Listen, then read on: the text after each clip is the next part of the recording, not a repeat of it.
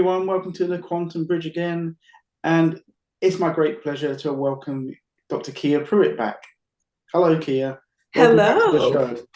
Hi, Casper. Hi, Gary. Thank Hi, you. family out there. So, as usual, in this instance, I will pass over to Casper, who will go through what we're going to talk about today. Yeah, thank you, Gary. Yeah, and hi and welcome, Kia. It's lovely Thank to see you. you for a second time. Thank It's always a joy to have you on. So today, one of the big areas for a lot of people, and we imagine quite significant amount of our audience, is the idea of humanitarian projects, what they might be, how they might be funded, how they can be taken forward, and probably not least, why are so many people in a state of pause at the moment, you. thinking, how can I move forward? I feel like I'm just waiting for something to happen, whether that be funding, whether that be some other aspect to come where all the planets align. And I think that we're hopeful that we'll have a discussion today that shows that either you might already be on that path and you're doing things you didn't even realize you're already doing. So you've got rid of that inertia and you've started moving, or that there are many, many ways that you can take action now without necessarily having billions and billions behind you. Yes. So with that in mind, here, Yes. we'd love to hear your thoughts about humanitarian projects as a whole, just generally either what you're planning to be doing, what you've already done, or what you see as that bigger picture. So anything you can start by sharing and then we can jump in would be lovely. One of the first things, thank you, Gary. Thank you, Casper. It's a pleasure and an honor being here.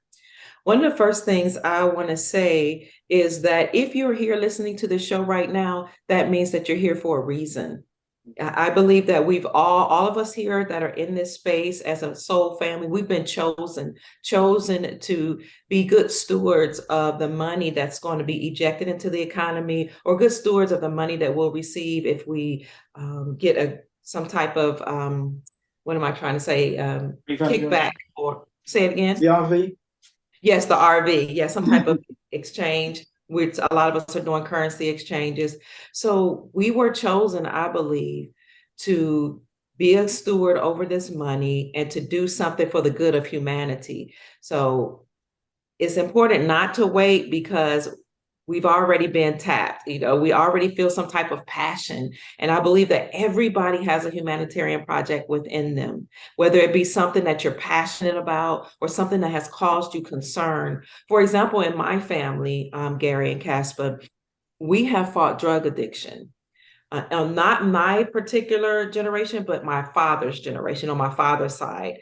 A lot of uncles and aunts, and even my dad struggled with, drug addictions. It was something I couldn't even talk about. I was ashamed. I felt bad about it, but I'm open about it now because I feel like this is something that I was able to experience, so I can do something about it. Yeah, correct. And it really, it not only bothered me, but it affected me growing up because my dad wasn't there. Yeah. He wasn't there. So he passed from complications of drug addictions.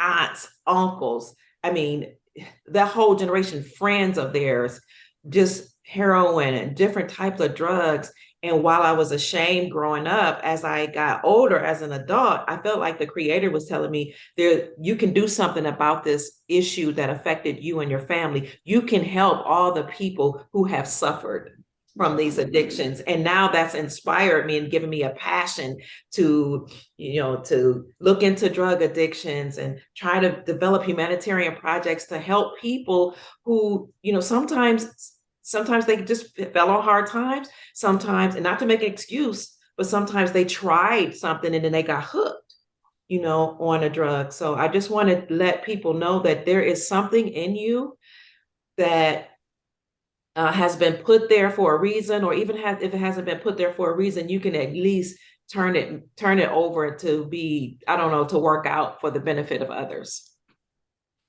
Absolutely. Gary, have you got any observations or points to make?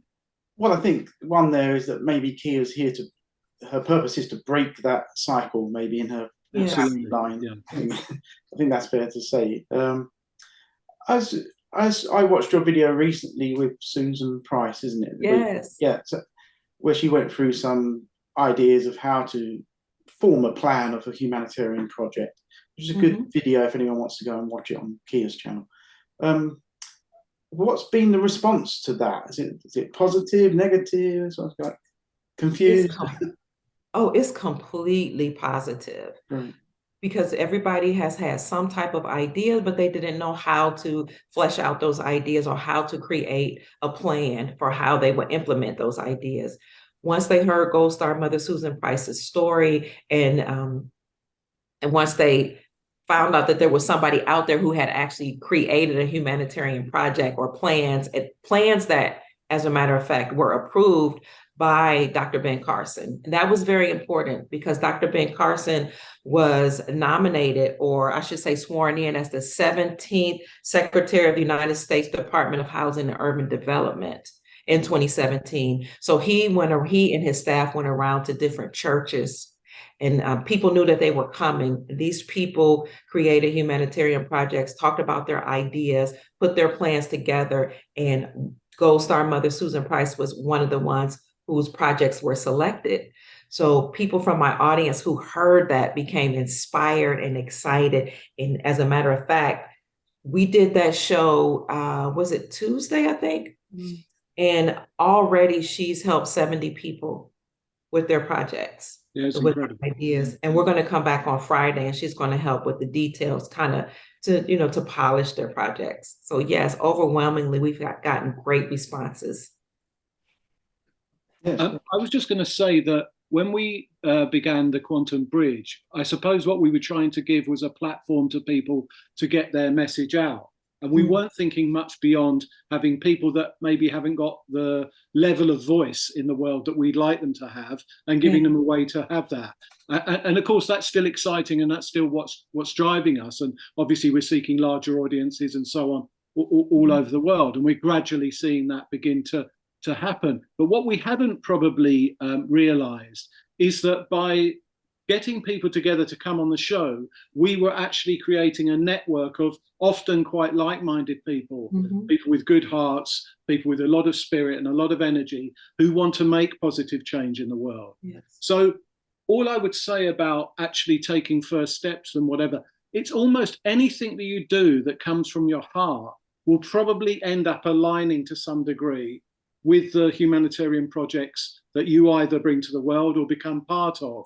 So I think the key thing is not to have any inertia, just to start doing something, whether you're going out and looking at buildings that you think might be good for the homeless, for example, or you're starting to put together a small food collective in your very local area. It might be your street or just a couple of streets around you that's using and looking for better foods, organic foods, or looking for health-related products that are outside the mainstream at the moment. Any of those actions will bring you into a network of other people who will be able to help you with things like planning. They may have a background in business, for example, so just simple planning might be something they can help with. They may be able to help with looking at traditional finance, or at least how to handle monies. If you're suddenly going to have a whole load of money, and of course, then you have to be incredibly prudent with that and make it work, because it's not making it work just for you. It's making it work for all those people that you hope to positively affect. So I just want to say that, coming back to the Quantum Bridge, I mean, obviously having Kia with us is a blessing, but this thing of having a network that we could even, for example, plug Kia in with other people that she wouldn't otherwise know if she has a project that might resonate with them. And that's already putting these tentacles out into the world. And all of these like-minded people who now have a voice, I now see that this is part of our humanitarian project, mine and Gary's, and that we'd love to push that forward and expand that much more. But my real message is not about us, it's about empowering individuals. And the way that they can become empowered, in my opinion, is to take that first step. If you've got something in mind, even if it's something that's been sitting in your back of your mind or in your heart for your whole life, now is the time to start doing it. The funding will come because you've built it effectively.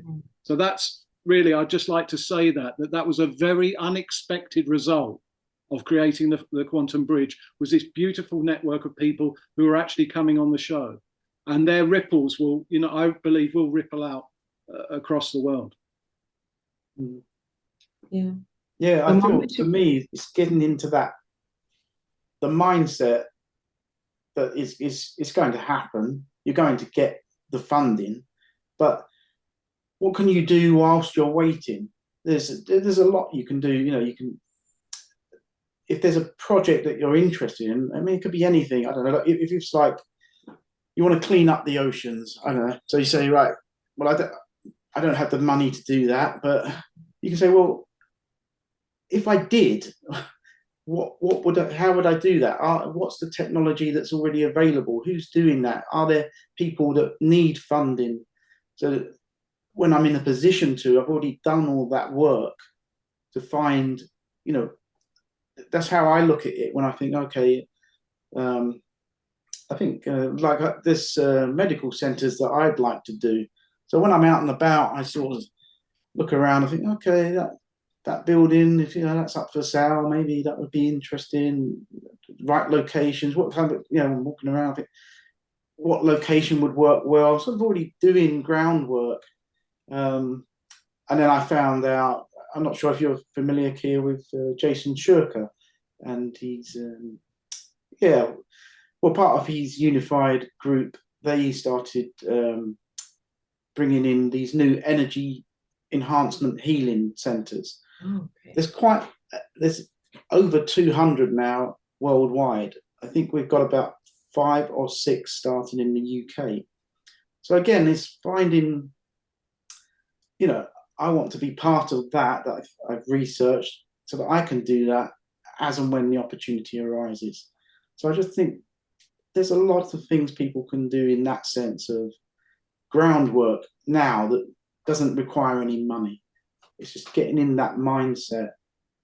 And if you think, well, I'm not prepared to, or I don't know how to do a massive project myself, well, maybe you can find little charities and things that resonate with you already, and you think, well, I will work with those. You know, you don't have to be a massive entrepreneur type. You know, I might like to do that, but I'm also aware that that's another thing, that I need to start small. Mm-hmm. That comes back to your internal work of, you know, being realistic with yourself. Okay, well, I want to be here, but where would I start? And I think the other thing is, like Casper said, of empowering the individual. You know, it's I really had, because I'm generous, I really had to think about not going into that savior mode of, well, you know, here we go, let's go and save the world, and and actually take away from. I think I was actually somewhere, I was at a little local village fete type thing where they was raising money to fix a church roof, you know, and it made me think, would I just come in and do that and take away that whole community that was baking cakes and having fun and raising money? I had to think about that. I had to think, mm-hmm, maybe there's another way. You know, maybe I would say, okay, see what you can get, guys, and then I'll match it or something. Right. Yeah. You don't want to take away their ability to help themselves. Correct. And that community spirit. Yeah. Mm-hmm. I think that's very important. And I love the way you said that we might not know how to go out and just save the world, but you can start in your local community. Correct. And as simple as like what's going on in your neighborhood. Yeah. And how, you know, you start, charity begins at home. Yeah. You start at home, you start in your local community, and then you can branch out. And you'll be shocked to see as well, Kira, I think that, for example, let's look at something like your homelessness area as well. The drugs one is such a huge issue with so many other dynamics around social pressures that I hope will be alleviated as well over the next few years. There's no, it's this reason and it's only this reason and we can go and fix that. So for a second, just to look at the homeless thing, for example, I mean, identifying, as Gary said, what is already being done. It may not be being done in the way you'd like it or perfectly and so on, but you can still say there will be some people working in that area of either rehousing, homelessness, whatever, who have genuine good hearts, who are being held back either because of money or because of the bureaucracy or whatever reasons. But if you start making overtures and having those conversations and engaging with people, finding out about the buildings, we'd really like that, but we can't have it because it's too expensive. There's zoning issues. There's all sorts of other things. Out of those conversations, one, you'd make a lovely local network and raise your profile as being part of that, perhaps. And by the way, I'm not telling you what to do, Keir. Oh. but doing something at home like that, I also think the incredible thing when you speak to people locally is suddenly you realize that you're not just talking to people locally, you're talking to people who've got a sister here, a brother there, a cousin here, a best friend living over there, maybe even in another country. And suddenly that network of 10, 15 people, it's this whole 6 degrees of separation thing. You're like we're talking together. I mean, we're based in the UK, you're over in the States, but that's happened.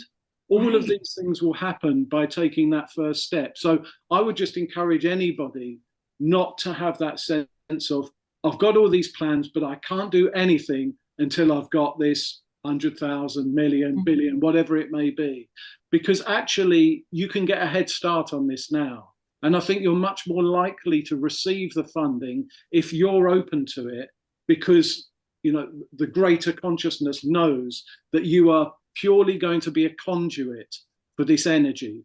Money's only really energy anyway. So if you're going to be a conduit that's there to give and to funnel this money out, you're far more likely to have more of it flowing in. That would be what I would say. Yeah, in terms of like with the homelessness, because that's another idea that I have a project that I'm working towards. When I lived in California, we had a big homelessness issue, which we still do. So what I did was I got with my nephew, who actually has a nonprofit organization to feed homeless people. And he had these programs where he would feed them and clothe them in Sacramento. And I mean, it was a huge program. So I actually interviewed the people, the homeless people, and asked them, what's your situation? How did you get here? What would you like to see? It was phenomenal because a lot of people just kind of, we don't really know what homeless people go through. A lot of people we have ideas. Some of us think they just want to be there. Some of us think it's their fault. But when you listen to the people, you get that, the idea of what they actually need. And they will even give you some ideas about how you can do certain things to service their needs. Yeah, that's beautiful. I spent some time in Santa Monica area and also in San Francisco for quite an interesting stay there. And I found it was profound to be in the richest country on the planet, so-called. Maybe it's true, maybe it's not. But anyway, so-called the richest country, where there is such a disparity between wealth and poverty, outright poverty. And of course, I've traveled across the States quite a lot as well. And you see that you move through, particularly if you're in a car, you move through these huge areas where you might have a pocket that is obviously very wealthy, but much of the rest of it is, abject poverty and homelessness. It is. And I agree entirely with you, Keir. You obviously had already done the sort of thing I'm alluding to, which is just to get out there and start having those conversations. Yeah, even with the drug issue that we've had in our family, I have cousins and friends who actually are crisis counselors, drug counselors, rehabilitation counselors, therapists. We've had conversations of what do the people need? What do you see is going on? And one of the big issues that we see going on in America is the fentanyl issue that's affecting children, young people. And so we've sat around and not necessarily written out humanitarian projects, but just talked about how we can help them. And another thing I want to tell our audience is if you go back and you look in your life, you will see that, higher beings or the creator or source has been preparing you for a project. You'll start to see that there are people in your life already who may have certain jobs, or ideas, just to be able to support you in your endeavors. Yeah, totally agree. And I would make that point again about you will have people either in your family or in your sphere somehow, and it might even be a local shop owner or whatever, a storekeeper who is used to business. If you're not used to running things, managing money, looking after finances, marketing, or any of those areas where you think you've got a massive gap in your skill set, but you want to run or be heavily involved in these projects, start now. I mean, don't get the funds and then make quote unquote mistakes. Yeah. Probably nothing is ever a mistake, really. But in the short term, what you might feel like are mistakes, just because you haven't got that bit of information or got that relationship in place. So I really think this thing of doing the groundwork, and as I said, coming back to the Quantum Bridge, only because it's become this incredible network. We now know that we've got people who are involved in organic food. We've got people who are involved in different types of health products. We've got people even involved in the whole automotive sector, and all of that's going to change. You know, does that become hydrogen, or is there truly clean electric energy coming? You know, how can we take any of those relationships we've got, and with some funding and with a lot of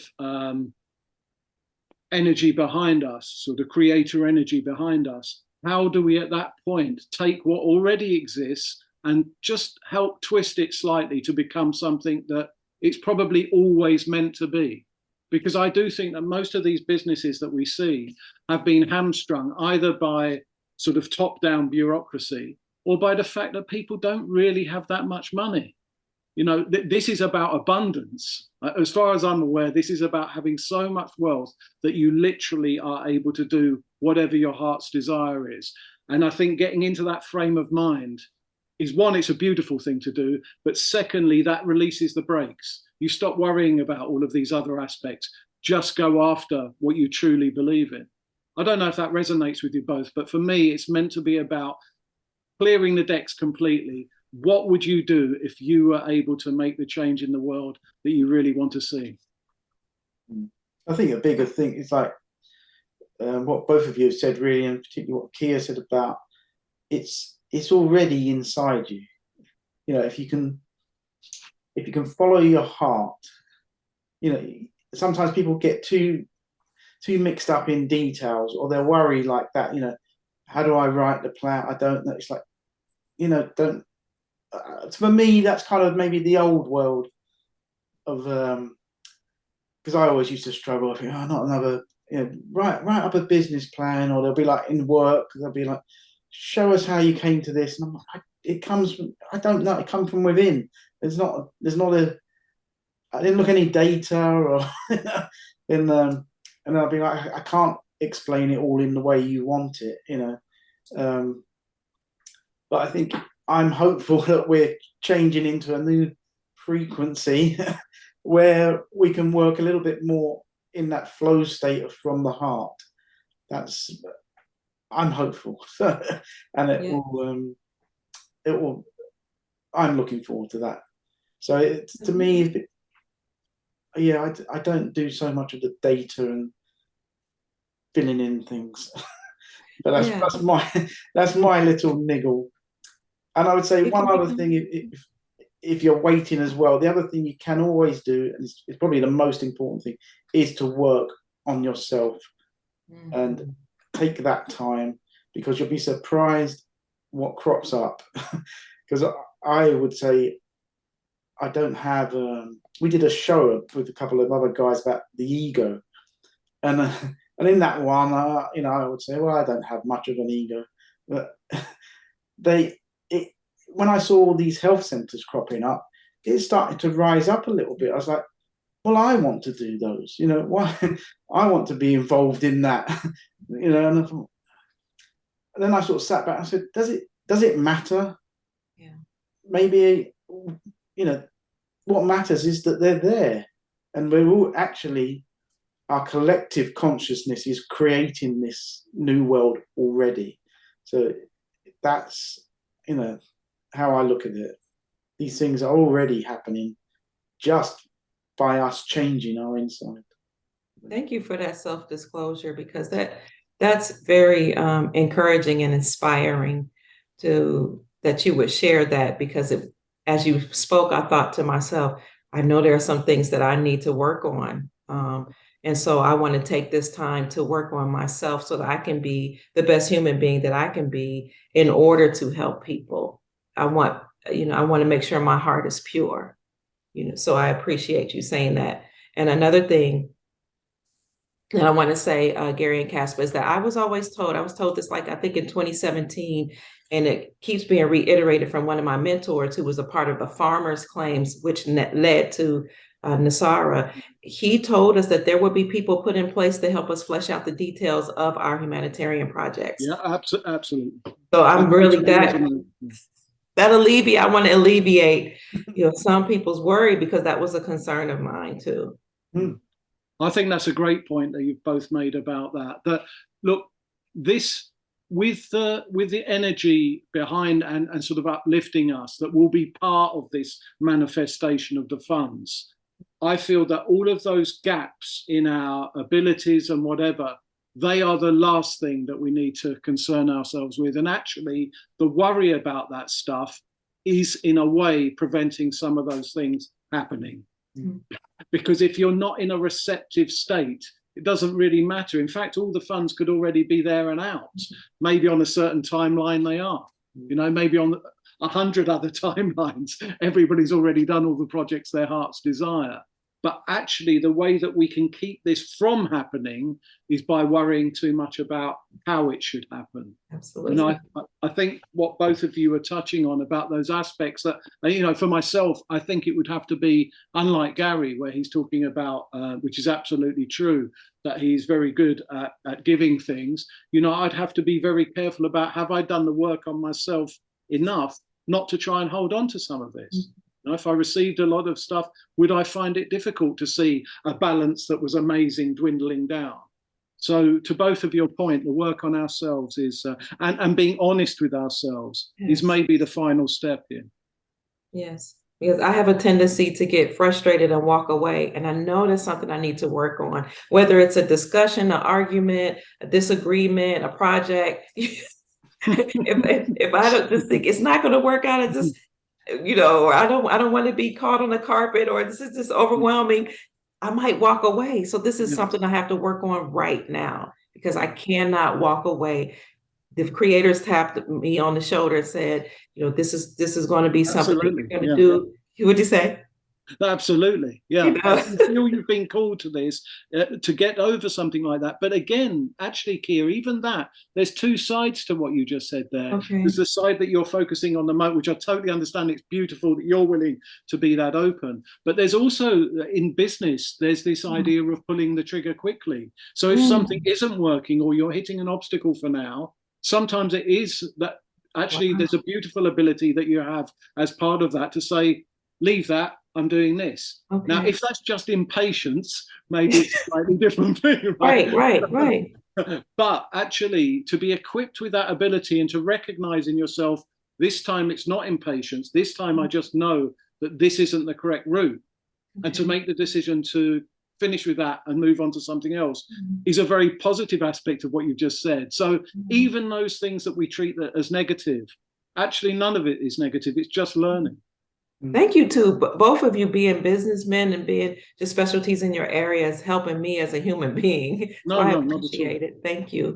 Yeah. No, we're feeling totally the same. And the fact that you are having these conversations that are much more granular about, these are the things that you might want to consider. These are the things that you're going to need to actually write down and get down. Again, if people are thinking, oh, that's really not for me and that's putting me off, find that person in your family, or find that close friend, or find somebody else who you trust and say, look, I'm thinking of creating a business. You don't have to go into the grandiose schemes of it. You can just say, I'm thinking of creating a business. These are the sort of things I think I need to get into that. And, because Susan Price can't do everything for everybody, right? Right. But if you start local, even if you get 90% of it down through yourself and a friend or somebody else, you might then present it to somebody to do the final changes. But I think anything that at the moment is preventing you from moving forward is just something that you need to get rid of. Absolutely. Yep. Good. And remember, the moment you make up your mind, the universe conspires to assist you. So just make up your mind, or think of some things that you want to do and write it down, and watch the universe bring the right people in your lives. You can create a vision board. You can write down just the ideas that you have and whatever details you have, and then do as Caspa said, do, and identify the people in your community to help you. But it will all work out together. It will all come together and work out just fine. Yeah, agreed. And the final thing I'd like to say on that is this is just a slight trick almost, is for everybody, including myself, to stop speaking about the projects in a future tense. Okay. Think of the projects now as you're already doing them. That you've already got the money and that you're already doing them. It doesn't mean you lie to people. It doesn't mean you misrepresent yourself. It just means that you know you've already been chosen, you've already got the funding, and you're starting now. And therefore, you're not just the writing down, which is a beautiful aspect of it, but the speaking it, the word. No, it's a very important thing, the word, right? So the word itself will carry the energy of the vibration to create this. So if you can speak as if it's already done, that will be something that I believe will accelerate this in a way that we can't even at the moment, in a quantum way, to coin a phrase. I believe that's another thing I've been working on. I've been working through saying, it used to be, well, I hope this happens. Then it was, I thought, well, can I change that? And it's like, I believe it's going to happen. And then I moved on to I know. So to try and work my way, it takes someone like me time to work through and try and get those into my system, those different states of being, of just, well, I hope it's going to work out, and then I believe it, and then to get into that space of knowing, which I'm still trying. So we all have these ups and downs, We do. And but when you say I know, then that next thing you know, you're saying, oh, it's happening. And people around you might not see it, but you're like, I know it, it's happening. Like you both are saying, I'm walking like it's happening right now, because it is in our reality. Truly, all the things we've been talking about, we actually see it. And I think it's because I know it's because we have that mindset. We're living in not just living in the now, but it's happening in our minds, and therefore we're experiencing it. And look at what you've done, Kia. And this is historical. This isn't even in the moment or in the future. This is what you've already done with introducing people, introducing your audience, introducing now our audience to the idea of things like sound money, investing in gold and silver, actually holding and gripping your own wealth, understanding the difference between real money and fake money, for want of a better term. Look at that. Is that not a humanitarian project? Have you not already achieved? I never thought of it like that. Well, I do. I look at you and I see a humanitarian who's already done those things. So, for you, this is plain sailing. Well, thank you, gentlemen. Thank you so much. You have to come on my show too, so I can introduce my audience to you too, because they love meeting people from different parts of the world. Yeah, we'd love to. Thank you, Kia. Great. Very generous of you. Yes. Okay, well, I think we're almost at the end of our allotted time anyway. Kia, thank you for being, one, here, but secondly, again, bearing part of your soul. Gary, thank you for doing that too. And I just hope that this touches some people and allows them to take the brakes off and get on with it, because that's where the joy will be found, I think.